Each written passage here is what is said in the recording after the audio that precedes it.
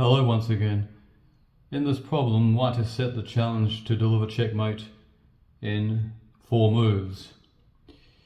The problem essentially is an adaptation of Paul Morphy's original study, and there are quite a few twists and turns in the process to finding the solution to this. So what would you say is the key move here? What I can say is you can rule out any notion of rook coming along here, king coming off the back rank, rook moving down, because h6, and although white would probably have a winning position in due course, it certainly couldn't be achieved within the 4 moves. So what is the key move here?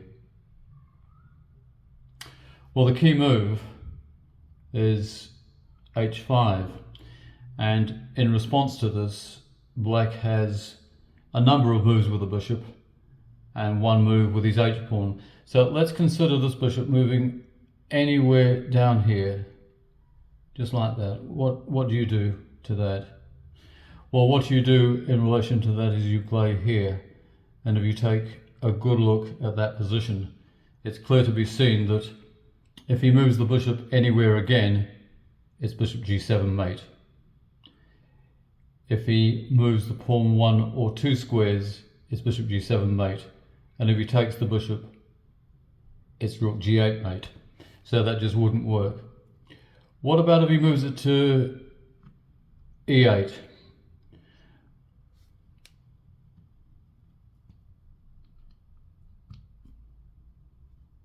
So that is h5, bishop e8. Well, it's bishop h6 again, and exactly the same situation obtains. Should he take the bishop, then it's rook g8. Should he move the pawn 1 or 2 squares, it's bishop g7. Should he move the bishop anywhere, it's an immediate bishop g7. So that's fine. However, white has to be extremely careful with black's other bishop move, bishop to f7. Why is this different? And what is white going to do that's wrong here if he plays in the same way? Well, if he plays bishop h6, you notice I did say with the other bishop moves, if he takes it's rook g8.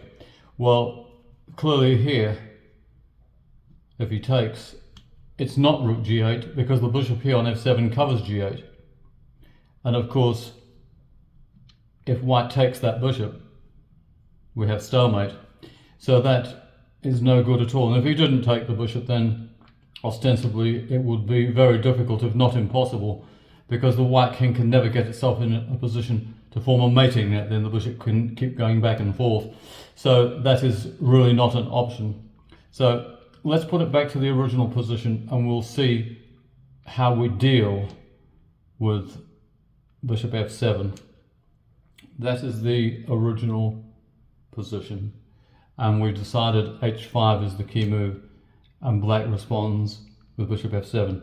Can you see how we deal with this?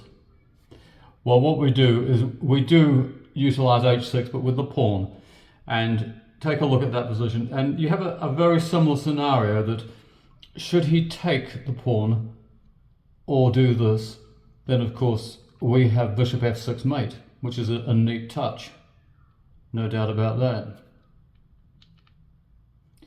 Should he move the bishop anywhere, like here for instance, then all that we need to do is to deliver checkmate that way, and that's equally neat. So none of those bishops to vacant squares proves to be of much use to black. So again, we're at the original position and we played h5. So we've looked at all these and bishop e8. And incidentally, just to prove it, if he played to any of these or bishop e8, like with bishop f7, h6 also works. Just take a look at that, and as can be seen, it doesn't really matter where his bishop is there. Again, if he takes the pawn or pushes, it's bishop f6. If he moves the bishop anywhere, it's h takes g7. So h6 is a universal reply to any of those bishop moves.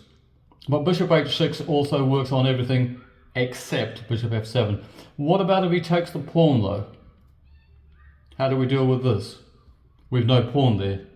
Well, now, of course, bishop h6 is the choice. And again, looking at that position, should he take, then it's rook g8. Should he move one or two squares, it's bishop g7. Should he move his bishop anywhere, it's bishop g7. So that's not a problem. So we'll look at the final variation for black here and see how that one works out. So we're back to the original position. h5. Supposing he pushes this pawn on, that's his only other legal move. How do we deal with that? Well, this is a wee bit different. We take the bishop. Now what does black have left there? He can't move the king anywhere. So if he takes this bishop, then that is checkmate in 3 moves. So the bishop is untouchable. But of course, he doesn't need to take the bishop. He can play on here. So how do we deal with that? Well, we effectively just play a waiting move. We're forcing him to play his last move of the game. And then all that we need to do is to play rook takes h4, and that is a nice checkmate in 4 moves. I trust that you found that one interesting and useful.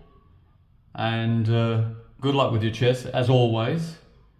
Keep watching, more to come, and goodbye for now.